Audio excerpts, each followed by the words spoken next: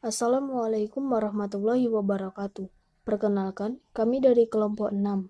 Di sini, kami akan menjelaskan tentang masa pemerintahan Republik Bataaf dan pemerintahan Herman Willem Daendels 1808 sampai dengan 1811. Pada awal tahun 1795, pasukan Prancis menyerbu Belanda.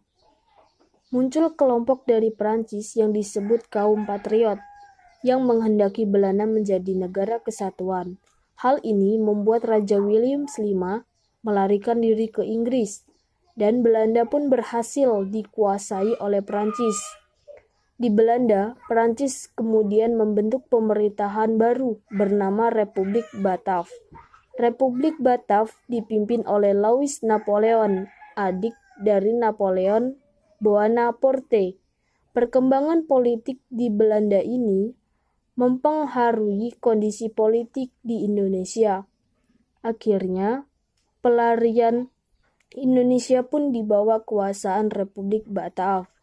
Raja William V melarikan diri ke Inggris, tepatnya di kota Kew, mengeluarkan pemerintah melalui surat. Perintah itu dikenal dengan istilah surat-surat Kew, yang berisi pemerintah kepada Belanda agar menyerahkan wilayahnya ke Inggris, bukan kepada Perancis. Pihak Inggris pun bertindak cepat dengan mengambil alih beberapa wilayah di Indonesia, seperti Padang, Ambon, Aceh, dan mulai memperkuat armadanya untuk membado wilayah Batavia. Republik Bataaf tidak tinggal diam dan ingin segera mengambil alih seluruh daerah bekas kekuasaan VOC di Kepulauan Nusantara untuk mempertanyakan Kepulauan Nusantara dari seorang Inggris, Louis Napoleon. Bataaf menunjuk seorang yang buat dari kaum patriot untuk memimpin pemerintah Belanda di Indonesia. Pemimpin tersebut bernama Herman Willem Daendels, seorang tokoh muda yang rekalisaner. Pemerintah Daendels sebagai jenderal di Indonesia berlangsung tahun 1808 sampai dengan 1811. Tugas utamanya adalah mempertahankan Pulau Jawa agar tidak dikuasai oleh Inggris. Daendels berusaha untuk menghapus Pietisme dan menjadikan martabat Indonesia lebih. Dengan hal ini dilakukan kepentingannya Republik Bolak. Selama masa pemerintahnya, Daendels tersebut banyak mengeluarkan kebijakan dalam bidang pertahanan, wewenang politik dan pemerintah, peradilan, serta sanksi ekonomi. Kita bahas satu persatu. Untuk mempertahankan Jawa dari serangan Inggris, Gubernur Jenderal Daendels menegakkan beserta kebijakan dalam bidang berlataran dengan keamanan, seperti memperbanyak jumlah pasukan yang diambil oleh orang bumi sebanyak 18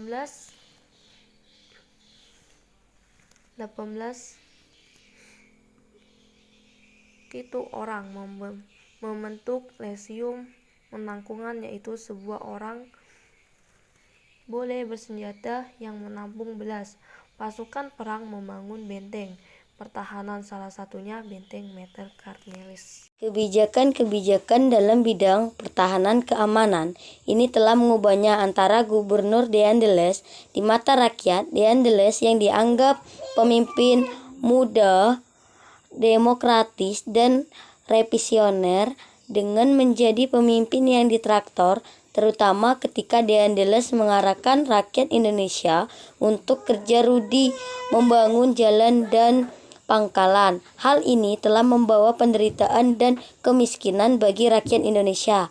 Bahkan banyak korban terjatuhan atau korban berjatuhan pada masa itu.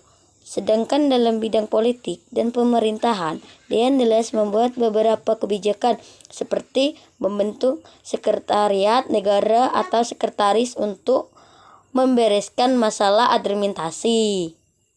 Memindahkan pusat pemerintahan dari Batavia ke Weltevreden yang sekarang kita kenal dengan daerah Menteng Jakarta, membentuk kantor peradilan di Batavia dan Surabaya, mengganti raja-raja yang menghalangi kepentingan Belanda, mengangkat bupati sebagai pegawai kolonial, membatasi POC Jawa menjadi 23 kepresidenan, satu kepresidenan dibagi lagi menjadi beberapa kabupaten, merambah privasi Jawa pantai timur laut menjadi 5 prefektur dan 38 bupati. Terkait ini, maka kerjakanlah Banten di Cirebon dihapus dalam daerahnya, dinyatakan sebagai wilayah pemerintahan Batavia. Dan jelas juga membuat kebijakan-kebijakan dalam bidang peradilan seperti membentuk 3 jenis keadilan, yaitu peradilan untuk orang Eropa, peradilan untuk orang timur asing, dan peradilan untuk orang pribumi. Membuat peraturan untuk memberantas korupsi tanpa pandang bulu. Pemberantasan korupsi ini dilakukan kepada siapa saja termasuk orang-orang Eropa dan timur asing. Untuk kebijakan dalam bidang sosial dan ekonomi, kebijakan Gubernur Daendels ditunjukkan untuk memperbaiki keuangan Belanda akibat kerusakan POC. Daendels merupakan kebijakan yang bisa mendatangkan keuntungan besar bagi pemerintahan Belanda, seperti mengeluarkan uang kertas, membentuk Dewan Pengawas Keuangan yang disebut DPK, melakukan pemungutan pajak pada swasta, meningkatkan peranan tanaman yang hasilnya laku di pasaran dunia, mewajibkan rakyat menyerahkan hasil pertaniannya, menjual tanah-tanah kepada pihak swasta Tionghoa dan Arab. Masa pemerintahan Gubernur Daendels hanya berlangsung 2 tahun. Dalam menjalankan pemerintahannya, Daendels sering melaksanakan kehendaknya kepada penduduk maupun rekan sebangsanya. Daendels juga tidak segan memberikan hukuman berat kepada pegawai. Kesalahan terbesar Daendels menjual tanah-tanah kepada swasta, dan hasil penjualan tanah tersebut digunakan Daendels untuk memperkaya diri sendiri. Akibatnya Daendels ditarik jabatannya sebagai Gubernur Jenderal. Setelah Daendels turun dari jabatannya, Louis Napoleon menunjuk Jenderal Jansen untuk menggantikan posisi Daendels. Jansen adalah seorang polikultur berkebangsaan Belanda yang awalnya menjabat sebagai Gubernur Jenderal di wilayah Afrika Selatan. Pada tahun 1806, Jenderal Jansen terusir karena wilayahnya jatuh dikuasai Inggris.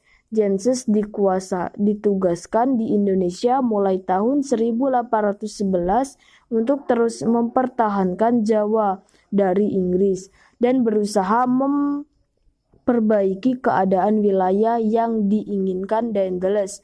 Namun ternyata Jansen tidak bisa berbuat banyak seperti yang diharapkan oleh pemerintah Republik Akibatnya, serangan pasukan Inggris di Batavia pada tanggal 4 Agustus 1811 tidak dapat ditahan oleh